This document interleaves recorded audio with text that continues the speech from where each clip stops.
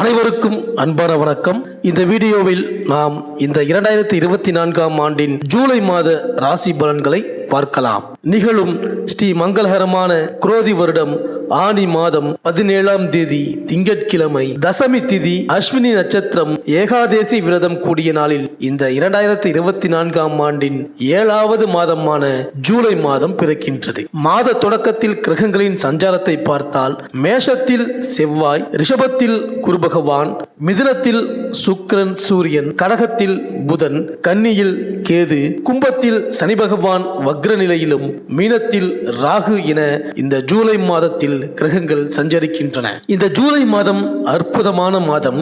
ஆனி மாதமும் ஆடியும் இணைந்த மாதம் இந்த ஜூலை மாதம். சூரியன் மிதுனம் மற்றும் கடகராசியில் பயணம் செய்வார். இந்த ஜூலை மாத தொடக்கத்தில் சனி பகவான் வக்ர நிலையில் தனது ஆட்சி வீடான கும்பராசியில் சஞ்சரிக்கின்றார். இதுவரை ஒவ்வொரு ராசிக்காரருக்கும் நடந்த பலன்கள் மாற்றமடையும்.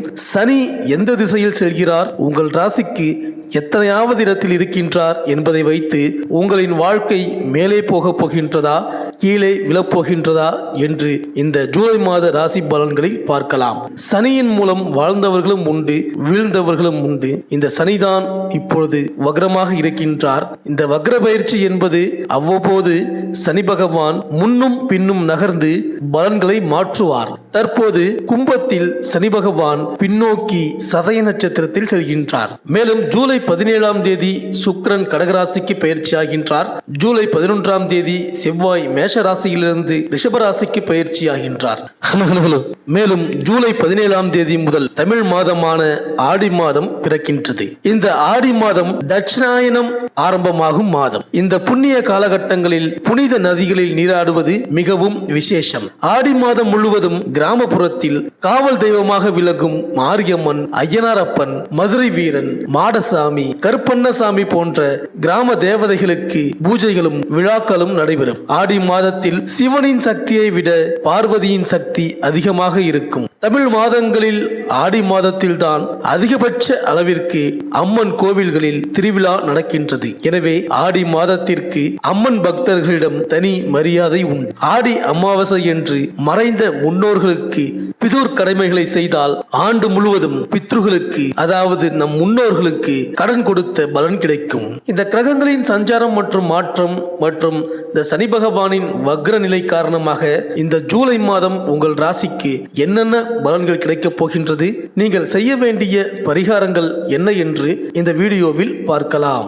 புதன் பகவானை ராசிநாதனாக கொண்ட கன்னியா ராசி அன்பர்களே, இந்த 2024ஆம் ஆண்டின் ஜூலை மாத கிரக நிலைகளை ஆராய்ந்து பார்க்கும் பொழுது மாத தொடக்கத்தில் கும்ப ராசியில் சனி பகவான் வக்ரம் பெற்று சஞ்சரிக்கின்றார். உங்கள் ராசிக்கு 5, 6 ஆகிய இடங்களுக்கு அதிபதியானவர் சனி. அவர் வக்ரம் பெறும் இந்த நேரத்தில் எதிர்பாராத மாற்றங்கள் ஏராளமாக நடைபெறும். பிள்ளைகளால் பிரச்சனைகள் ஏற்படும். குடும்பத்தில் விரயங்கள் அதிகரிக்கும். எனவே கூடுதல் விழிப்புணர்ச்சி தேவை. அதே நேரம் திருமண கனவுகள் நனவாகும். தொழிலில் தொல்லை தந்தவர்கள் விலகுவார்கள். வேலை சம்பந்தமாக வெளிநாட்டில் இருந்து வரும் அழைப்புகளை ஏற்றுக்கொள்ளலாமா என்ற சிந்தனை மேலோங்கும். எதிரிகளின் பலம் குறையும். ஆரோக்கிய தொல்லை உண்டு. மேலும் மாத தொடக்கத்தில் கடகராசியான லாபஸ்தானத்தில் புதன் சஞ்சரிக்கின்றார். உங்கள் ராசிநாதன் புதன் லாபஸ்தானத்தில் சஞ்சரிக்கும் இந்த நேரம் யோகமான நேரம்தான். பொருளாதாரத்தில் நிறைவு ஏற்படும். தொழிலில் புதிய மாற்றங்களை செய்ய முன்வருவீர்கள்.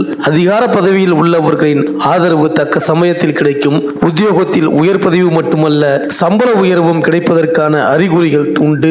கொடுத்த கடன் வசூலாகும். மேலும் ஜூலை 7ஆம் தேதி கடகராசிக்கு சுக்கிரன் செல்கிறார். உங்கள் ராசிக்கு 2, 9 ஆகிய இடங்களுக்கு அதிபதியானவர் சுக்கிரன். அவர் லாபஸ்தானத்திற்கு வரும் இந்த நேரம் நல்ல சம்பவங்கள் நிறைய நடைபெறும். கொடுக்கல் வாங்கல் ஒழுங்காகும். வருமானம் உயரும். வருங்காலத்தை பற்றிய பயம் அகலும். திருமணம் போன்ற சுபகாரியங்கள் நடைபெற்று மகிழ்ச்சியை வழங்கும். பூர்வீக சொத்துக்களில் இருந்த பிரச்சனைகள் படிப்படியாக குறையும். புதிய இடம் வாங்குதல், வீடு கட்டுதல் போன்றவற்றில் கவனம் செலுத்துவீர்கள். மேலும் ஜூலை 11ஆம் தேதி ரிஷபராசிக்கு செவ்வாய் செல்கிறார். இதுவரை அஷ்டமத்தில் சஞ்சரித்து வந்த செவ்வாய் 9ஆம் இடத்தில் குருவுடன் இணைந்து குருமங்கள யோகத்தை உருவாக்குகிறார். இதன் விளைவாக மங்கள ஓசை மனையில் கேட்கும் வாய்ப்பு உண்டு. மதிப்பும் மரியாதையும் உயரும்.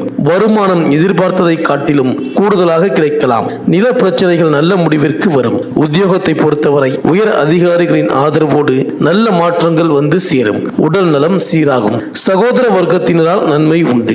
பொது வாழ்வில் உள்ளவர்கள் முன்னேற்ற பாதையில் அடியெடுத்து வைக்கும் நேரம் இது. வியாபாரம் மற்றும் தொழில் செய்பவர்கள் புதிய ஒப்பந்தங்கள் மூலம் லாபம் காண்பீர்கள். உத்தியோகத்தில் உள்ளவர்களுக்கு தடைப்பட்ட பதவி உயர்வு தானாக வந்து சேரும். கலைஞர்களுக்கு நல்ல சந்தர்ப்பங்கள் வரலாம். மாணவ மாணவிகளுக்கு ஆசிரியர்களின் ஆதரவு திருப்தி தரும். பெண்களுக்கு தங்கள் பெயரில் சொத்துக்கள் வாங்கும் யோகம் உண்டு. வருமானம் உயரும்.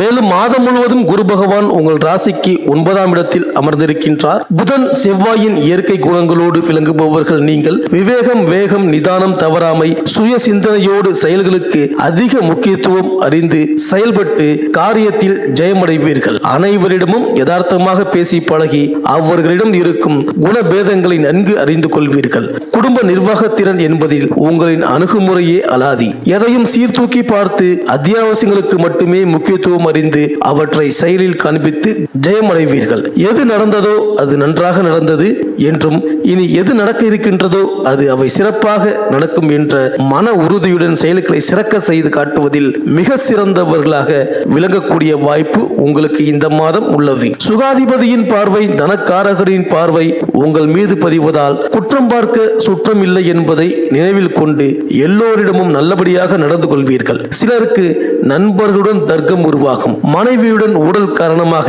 அலாதி பிரியம் காரணமாக தர்க்கங்களையும் வாதங்கள் செய்வதையும் குறைத்துக் கொள்ள வேண்டும். வீடு, மனை, வண்டி, வாகனம் வாங்க முற்படுவீர்கள். சில தடை தாமதங்கள் மனதளவில் தோன்றி மறைந்துவிடும். எதையும் நம்பகத்தன்மையோடு அணுகுவதால் யாதொரு பயனும் இல்லை. தாயாரின் அன்பு, அரவணைப்பு பக்கபலமாய் விளங்கப் போகின்றது. பிள்ளைகளின் எதிர்கால முன்னேற்றத்திற்கு தேவையான அடித்தளத்தை இப்போது முதலே செய்து வருவீர்கள். சந்ததி, புகழ், பிரபலம், சொல்வாக்கு, செல்வாக்கு உயரும். புதிய பெண்களின் அறிமுகத்தால் மனசாந்தி பாதிக்கும். தெளிவு குன்றும். பிதுருஸ்தானம், குரு உபதேசம், தர்மம், ஞானம், உயர்கல்வி ஸ்தானத்தில் கேந்திராதிபதி 4-7க்கு உரிய குரு அமர்ந்து ஜென்மபோகம் பஞ்சம பாவத்தை பார்வையிடுவதால் மேன்மேலும் சிறப்பான அம்சங்களை, உயரிய சிந்தனை அளித்து உங்களை மிளிரச் செய்யும். இந்த மாதம் உத்தியோகத்தில் பதிப்பு கூடும். புகழ் உண்டு. அந்தஸ்து உயரும். வியாபாரம் விருத்தி தரும். தொழில் சிறக்கும். பெண்களுக்கு உங்களின் அன்பான, கனிவான, அடக்கமான அணுகுமுறையால் அனைவரையும் அரவணைத்து சென்று புகழ் பெறுவீர்கள். குடும்ப கௌரவம்